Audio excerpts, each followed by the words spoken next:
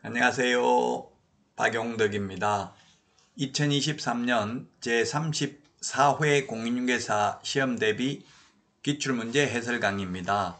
26회 13번 문제 보도록 하겠습니다. 옳은 것입니다. 1번 지문 보시면 지역 농업협동조합이 농지의 임대차에 관한 중개물을 하려면 공인중개사법에 따라 중개사무소 개설 등록을 하여야 한다 했는데, 농업협동조합법에 보면은 공인중개사법 제9조를 배제한다라고 되어 있습니다. 특별법을 먼저 적용하기 때문에 등록 안 해도 됩니다. 따라서 틀렸고요. 2번 휴업기간 중에 있는 개업공개사는 다른 개업공개사인 법인의 사원이 될 수 있다 했는데, 이중소속은 절대로 안 됩니다. 휴업기간 중에도 안 되고 업무정지기간 중에도 안 됩니다. 3번 시도지사가 자격정지 처분을 한 경우 다른 시도지사에게 통지해야 하는 규정은 없다. 그렇습니다. 자격을 취소한 경우에는 5일 이내에 국토교통부 장관에게 보고하고 다른 시도지사에게 통지해야 되는데, 자격정지의 경우 통지하는 규정이 없습니다. 따라서 3번이 정답이 되겠고요. 4번은 이 법을 위반하여 300만원 이상 벌금형의 선고를 받은 경우 3년이 경과되지 아니한 자의 개업공개사가 사용주로서 양벌 규정으로 처벌받는 경우는 포함되지 않습니다. 즉 직원 잘못으로 포함된다 X죠. 직원 잘못으로 사장이 벌금 받아도 판례는 이 법에 의한 벌금이 아니다. 이 법은 본인 잘못으로 받은 벌금만 해당된 것으로 보고 있습니다. 자, 그 다음에 5번 업무정지에 관한 기준은 대통령령으로 정한다 했는데, 업무정지는 국토부령으로 정하고요. 가태료가 대통령령입니다. 가태료의 개별 기준은 대통령령, 업무정지, 자격정지의 개별 기준은 국토교통부령에서 규정하고 있습니다. 이렇게 국토부령, 대통령령 나오면 이거는 답 아니라고 보시면 됩니다. 이때까지 나왔던 거 몇 가지 더 보면 법인의 등록 기준은 대통령령 13조에 있죠. 확인 설명해야 될 내용, 전속 중개계약 시 정보 공개해야 될 내용, 계약서 필요 적기사항 모두 대통령령으로 규정하고 있습니다. 그래서 대통령령인지 국토부령인지 너무 신경 안 쓰셔도 될 겁니다. 자, 그러면 다음 문제 보도록 하겠습니다. 14번 문제입니다. 거래계약서 필요적기사항으로 명시되어 있는 것을 모두 고르면 했는데, 계약서 필요적기사항이 9가지가 있죠. 계약서 필요적기사항 9가지가 있습니다. 인물계약금, 인권조교입니다. 거래 당사자 인적사항, 물건의 표시, 계약일, 그밖의 약정사항, 거래금액, 물건의 인도일시, 권리이전 내용, 조건기한, 확인설명서, 교부일자 9가지가 필요적 기재사항입니다. 따라서 여기 있는 것 전부 다 계약서 필요적 기재사항 해당되네요.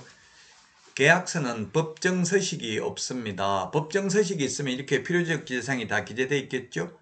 법정서식이 없고 국토부 장관이 표준서식을 정해서 그 사용을 권장할 수 있습니다. 권장사항을 따르지 않더라도 처벌 규정은 없죠.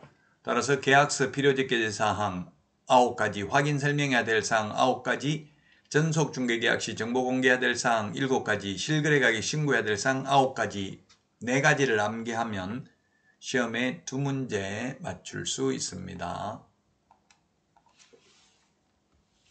자, 다음은 15번 문제 보도록 하겠습니다. 개업공개사가 2015년 10월 23일 중개를 의뢰받아 확인 설명하는 경우 틀린 것은 했는데, 1번 개업공개사는 중개가 완성되기 전에 확인 설명사항을 확인하여 이를 권리를 취득하고자 하는 의뢰인에게 설명하면 됩니다. 쌍방에게 설명하는 게 아니라 취득 의뢰인에게만 설명하면 됩니다. 2번 확인 설명 위반한 경우에 업무정지라고 했는데, 옛날에 업무정지였는데 2014년 500만원 이하의 과태료로 완화됐습니다. 강화된 게 아니고 완화죠. 완화. 업무정지가 더 무거운 겁니다. 지금은 500만 원 이하의 과태료가 되겠습니다. 따라서 2번이 정답이고요. 3번 중개대상물에 대한 권리를 취득함에 따라 부담하여야 할 조세의 종류 및 세율은 확인 설명해야 될 사항에 해당되고요. 그 다음에 4번 개업 공인중개사는 거래계약서를 작성하는 때에는 확인 설명서를 작성하여 거래 당사자 쌍방에게 교부하고 확인 설명서 원본, 사본 또는 전자문서를 3년 동안 보존해야 된다. 다만 공인전자문서센터에 보관된 경우에는 그러하지 아니하다. 예, 그렇습니다. 확인설명서 전속중개계약서는 3년 보존, 거래계약서는 5년 보존이고요. 매수 신청 대리 관련 서류 5년 보존이 되겠습니다. 자, 그 다음에 5번입니다. 확인설명서에는 개업공개사가 서명 및 날인하되 당해 중개행위를 한 소속공개사가 있는 경우에는 소속공개사가 함께 서명 및 날인해야 된다.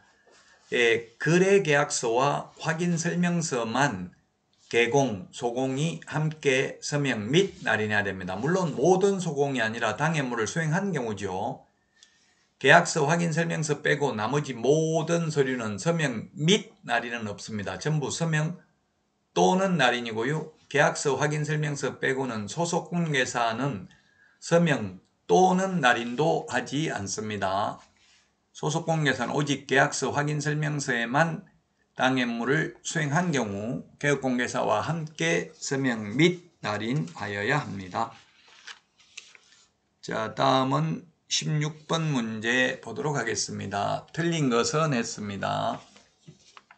1번 공인중개사 자격이 없는 자가 등록을 하지 아니한 채 중개업을 하면서 거래 당사자와 체결한 중개보수 약정은 무효이다. 예, 그렇습니다. 무등록 중개업자의 보수 청구권은 인정되지 않습니다. 그러나 업자가 아니라 우연한 기회에 한두 번 중개를 하고 보수를 받기로 했다면 사회통념상 과다하지 않는 보수는 받아도 됩니다. 업자, 무등록 업자와 체결한 보수약정은 무효입니다. 업자라는 건 직업적으로 하는 것이죠. 자, 그 다음에 2번 중개보수에 대해서 약정이 없는 경우에는 거래대금 지급이 완료된 때입니다. 중개보수는 거래대금 지급이 완료된 때, 즉 잔금처럼 때고요. 매수 신청 대리 보수 지급 시기는 매각대금 지급 기한일입니다. 약정이 없는 경우. 3번 지문입니다. 주택의 중개에 대한 보수는 국토교통부령으로 정합니다. 주택 외의 경우죠. 주택의 경우에는 국토교통부령이 정하는 범위 내에서 시도 조례로 정합니다. 그래서 주택 외 국토교통부령 맞고요. 그 다음에 4번 주택의 중개에 대한 보수는 의뢰인 쌍방으로부터 각각 받되 그 일방으로부터 받을 수 있는 한도는 거래금액의 1000분의 9 이게 기출문제 당시에는 1000분의 9였죠. 그러나 지금은 15억 이상인 경우는 1000분의 7 그리고 임대차는 15억 이상인 경우는 1000분의 6 범위 내에서 다시 시도 조례로 정하도록 바뀌었습니다. 그래서 4번도 틀렸고요. 5번 정답은 5번입니다. 중개대상물의 소재지와 사무소 소재지가 다른 경우 개업공개사는 중개대상물 소재지가 아니라 사무소 소재지, 중개대상물 소재지가 아니라 사무소 소재지 관할 시도 조례에 따라 중개보수를 받아야 됩니다. 자, 그래서 기출문제 당시는 5번이 답이고요. 지금은 4번, 5번 두 개가 다 틀렸습니다. 자, 이번 시간 여기까지 하고요. 다음 시간에 찾아뵙도록 하겠습니다. 여러분 수고하셨습니다. 안녕.